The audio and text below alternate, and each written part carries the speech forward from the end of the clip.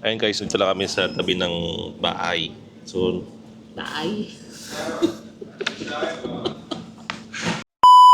ayun, dito lang kami malapit sa bahay. Na kami nag-almusal sa tabi. So, ang pinuntahan namin, Indian restaurant. Nag-order kami ng tawag dito, puri bhaji. Ano yan, halagang 6 dirham. At saka ito yung chicken masala with parata. Nasa 9 dirhams. Ayun, very light meal lang. Pero yung timbang ng yung timbang ng pagkain, aabot siya hanggang mga alauna, hanggang alas 2 ng hapon sa ganitong oras. Ano pa lang naman 10-10 pa lang naman ng tanghali dito. Dumating na yung order. This one, 2-piece, no? Yeah. Okay. Oo. Ayan. Thank you. Guys, ito yung tawag ko lang puri. 2 piraso. Kakalaga ng 6 dirham. Masarap siya. So, yun. Kasama silang sausawan. Kaya? Gutom na gutom ah. Okay. Buttered chicken. Hindi siya buttered chicken. Tatlong hiwa. Chicken masala. At chicken masala, 3 pieces lang. Tsaka 2 parata. Ang lasa. Sarap. Masarap. Tapos ito yung may order ko. Puri. 2 piraso. Tsaka itong dipping sauce nila. Dal Gusto ko na yan. may patatas. Medyo mamantika nga lang kasi nga deep fried ito ginagawa. So guys, kain muna kami.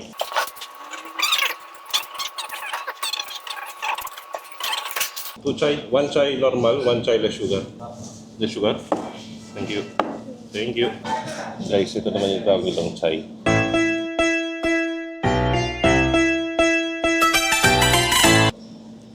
Or cup of tea. Chai, a simple drink for some, pero sa iba, it's a comfort cup, starting with the water being gently heating up, slow, calm, and steady. As the water begins to boil, black tea leaves is being added. They bloom instantly, releasing that deep, earthy aroma. Amoy pa lang, parang may story na. Then comes with the spices such as cardamom, ginger, cinnamon, and cloves. Each one adds warmth, character, and a little bit of soul. Ito yung part na nagbibigay ng personality sa chai. Next, the milk is being poured. Watch how it turns creamy, smooth, and rich. Being simmered, letting every flavor blend perfectly. Walang minamadali because good chai takes time and everything comes together and it's being strained hot, fragrant, and comforting. Parang yung warm hug sa taasa. This is chai. Simple ingredients, slow moments, and a taste that feels like home. Katas lang na mag-almusal. Naka 22 dirhams din kami. Puri bhaji at saka parata with chicken masala. Ngayon samahan niyo naman kami. Papagupit ako dito sa mumurahin. Mga 5 dirhams lang yun eh. For the past 8 years ngayon lang papagupit sa yung tig 5 dirhams na pagupitan. Hindi ko alam kung ano magiging itsura ko. Pero let's see. Sa 5 dirhams, murang-mura. Pag pangit, syempre, bahala na. Let's see. Pakalbo ka na lang pag hindi maganda. 5 dirhams lang. Try natin. Cutting 5 dirham. You make me handsome. This cutting. But you accept hard cash. I take picture reference. This one my first time going haircut 5 dirham. 10 dirham? Okay. Yeah. I always go cutting Pilipini. Trim, parves, kalbo, chebi kalbo. This one coming like this. That handsome right? Hi. What's your good name, pal? So I will put in the vlog.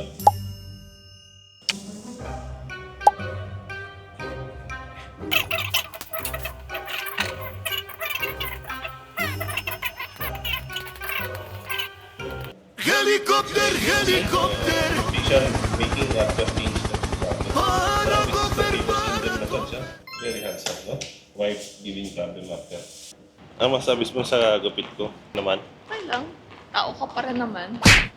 Na-achieve yung hairstyle. Mukha ka na yung dyan, no? Pero pantay yung gupit lang. Okay naman. Oo. Malinis naman siya. Sabi niya sa'yo eh. Teka. Pakita mo. Sabi niya. Karapata ka. nung pinatilya ka yan. Baliw ka. Ayun guys, ito na yung Finished product. finished product dun sa tig 10 dirhams. Yung unang tingin sa akin, 10 dirhams ang sigil niya instead of 5. Kasi medyo magkapal ng konti, tapos marami pang linisin. Then maganda naman yung service niya, mabilis. Mabilis siya magupit. Naman, pantay, malinis. Not bad. For 10 dirhams. Kasi halos parehas lang sa Oo. Kumpara doon sa mga pinagpapagupit ako dati na nagkakalaga ng mga 25 to 30. Mas nagtitip ka pa. Siyempre, kabayan, nagtitip pa tayo. Tulong natin sa mga kapwa natin Pilipino. Pero, ayan, nagtip din naman ako doon sa, nagupit sa But, for 20 dirhams, no, 10 dirhams dun sa gupit, tapos another 10 dirham pa sa tip niya. 15 lang yung binigay mo. 20. 15? 20? 15. Isang 5 dirham tsaka isang 10 dirham. Akong bumunot. Akong bumunot eh. Oo, ano ka pa dyan? 15 lang yung binigay mo. 20 yun. Dalawang 5, isang 10. Ayan guys, uwi namin sa bahay kasi mag-alas 12 na. Papahinga kasi night shift. Night shift pa tayo. So papahinga muna, then maliligo. Tapos, yun, tulog na ng mga bandang alauna. Yun lang guys, thank you guys for watching and see you in the next vlog. Goodbye!